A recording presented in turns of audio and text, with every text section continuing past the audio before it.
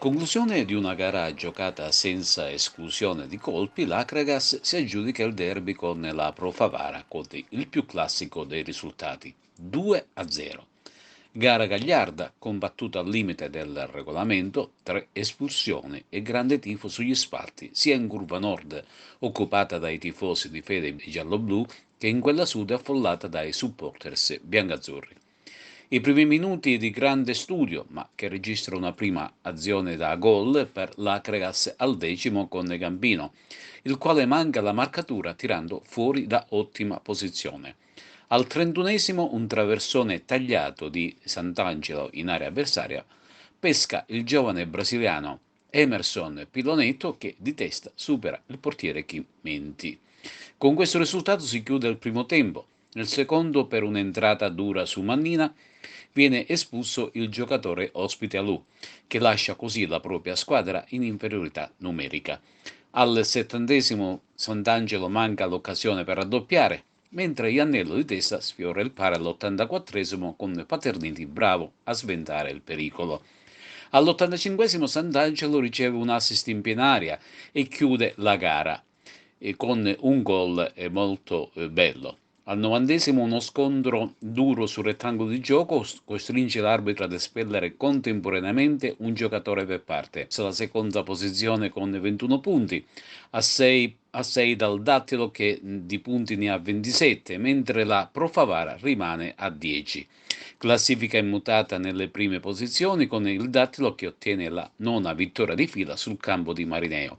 Rispondono bene sia l'Acragas che il Canicattì, quest'ultimo che è andato a violare il rettangolo di Monreale. Era una partita molto sentita, forse più da parte di loro che da parte nostra.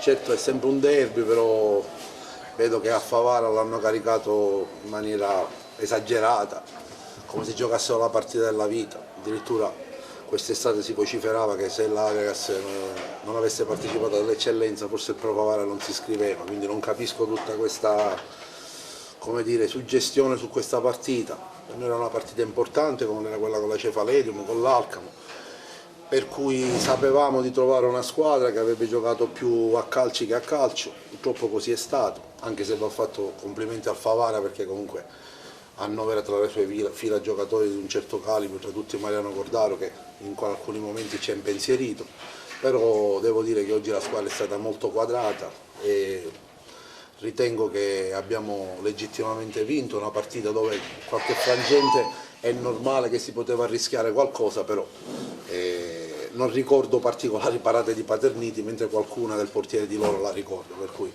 ritengo che siano 3 punti molto importanti contro un avversario difficile, un derby sentito anche dai nostri tifosi, giustamente poi non accettiamo che vengano persone a casa nostra a fare fenomeni, quindi ci dobbiamo fare rispettare quantomeno, per cui prendiamo questi altri 3 punti, ci distacchiamo da quelli che stanno dietro, teniamo testa al Dattilo che ha vinto al Marineo e continuiamo la nostra corsa. Miglioriamo quando migliora la squadra, no? Quando magari siamo supportati dalla squadra, che come caratteristiche non è che abbiamo quella cosa di andare dietro, pigliare la palla magari tra le linee e fare qualche giocata.